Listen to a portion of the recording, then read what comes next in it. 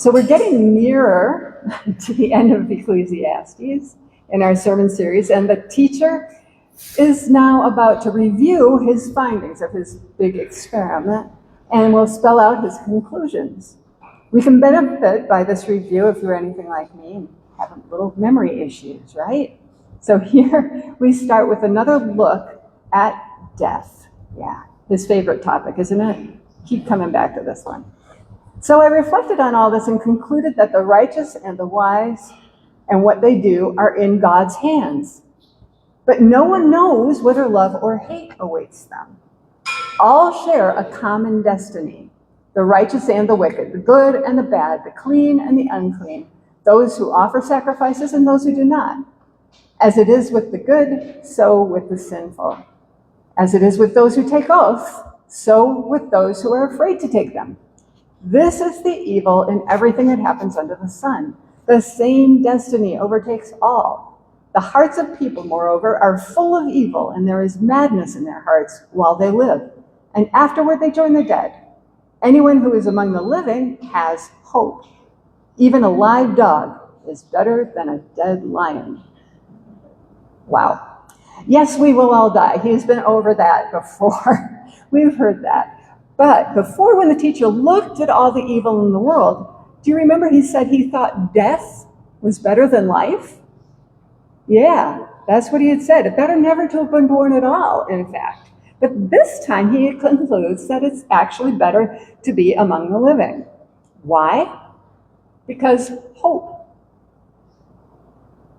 Anyone among the living has hope. We really don't know whether things will take a positive or negative turn. We just have hope.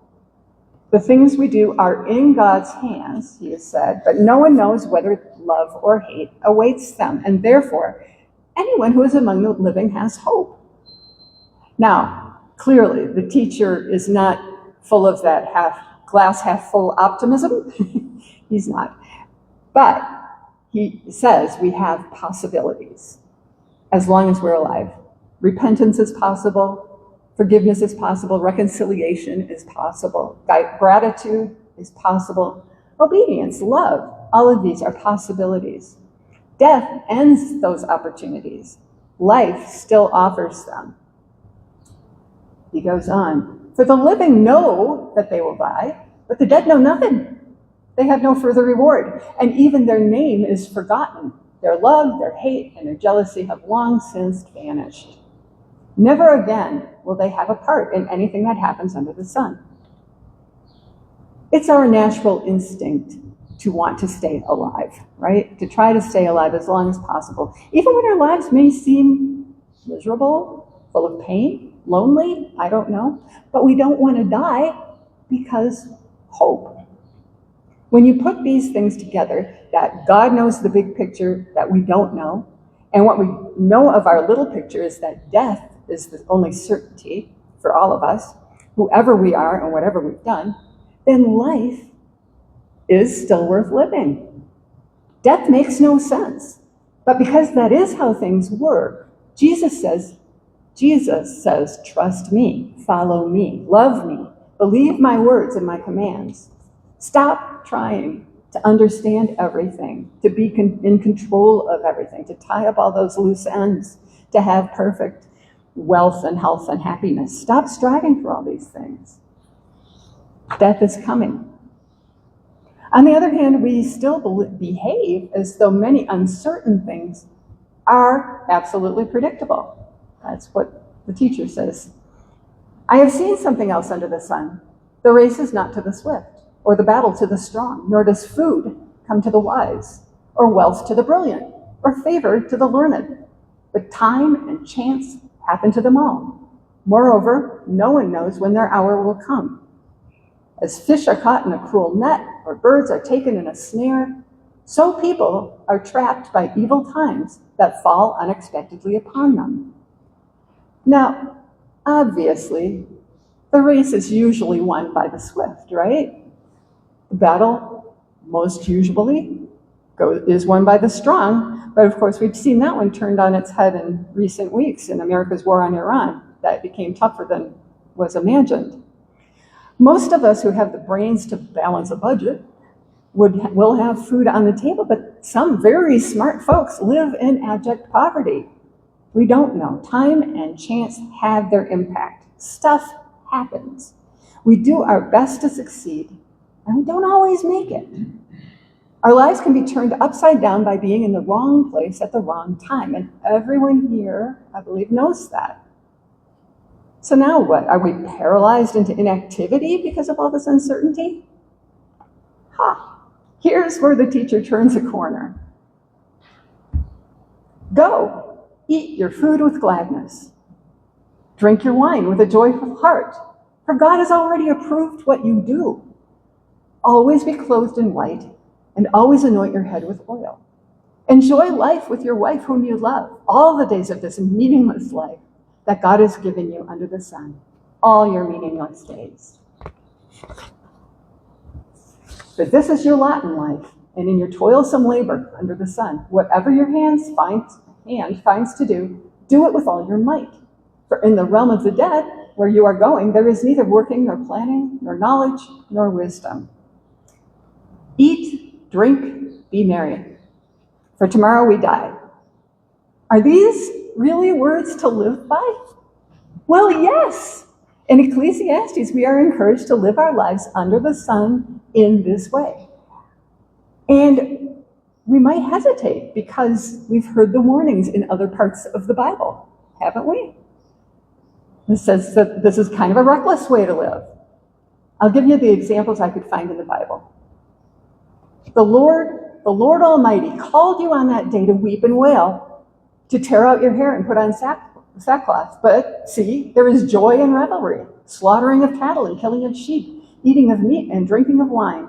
Let us eat and drink, you say, for tomorrow we die. God called on his people to mourn, and instead they partied. Not the right move, not at all. And then in the New Testament, Paul quotes the teacher saying, if I fought wild beasts in Ephesus with no more than human hopes, what have I gained?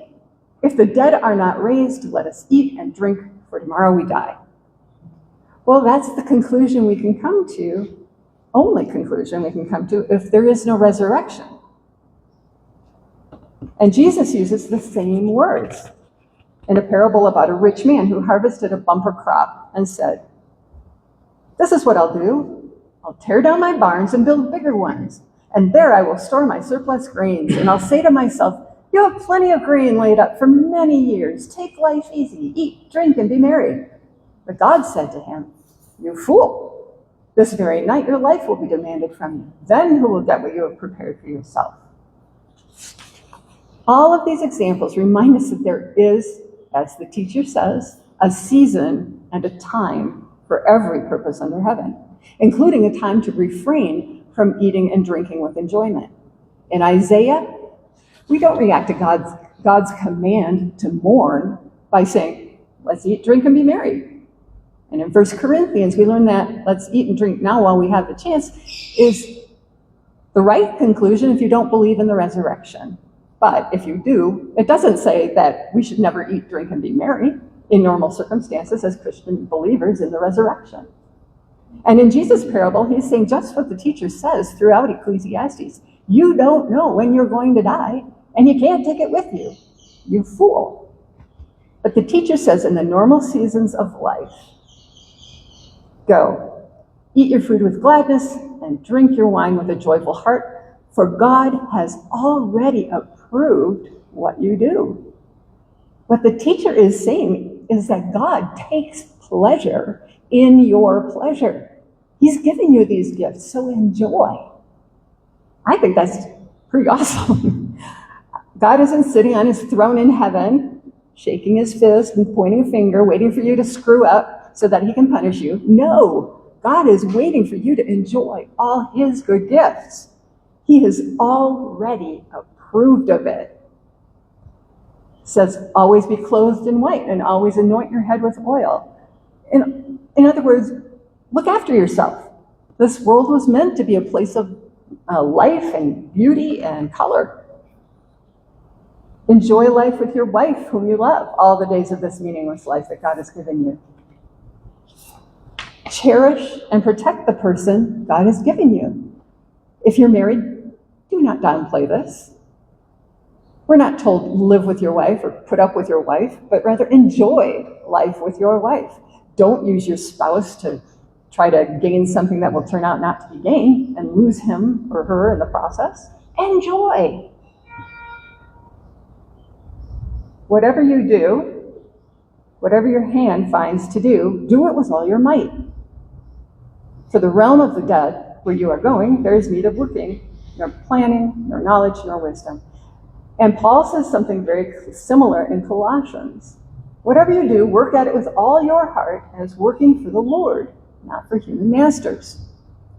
There are very few things more satisfying, I think, than a job well done. If you don't put forth your best effort, you're not going to get much joy from your work. This kind of work ethic gives meaning to what we do, even if the results are not perfect, because we really don't have control, do we? We don't have control of the results of many things we do, but knowing we've done our best leads to joy. So I say to you, go, eat with gladness, drink with a joyful heart, take good care of yourself, enjoy life with your spouse or with your friends whom you love. Whatever you do, do it with all your might. The teacher has spent 9 chapters so far stripping away our illusions. We can't control life. We can't guarantee success. We cannot avoid death. We can't know the future. We can't straighten out the things that God has made crooked. So what remains? Gift.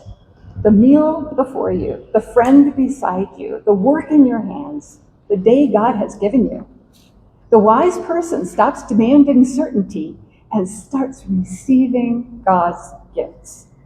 The wise person learns to say, I don't know what tomorrow holds, but I know that this meal is good. I know this friendship is precious. I know this day is a gift from God. And that's enough. Take all the joy you can. Not because life is meaningless, but because every good thing comes from the hand of God. Indeed, you will give God pleasure by taking all the joy you can from the gifts that he gives you. Amen.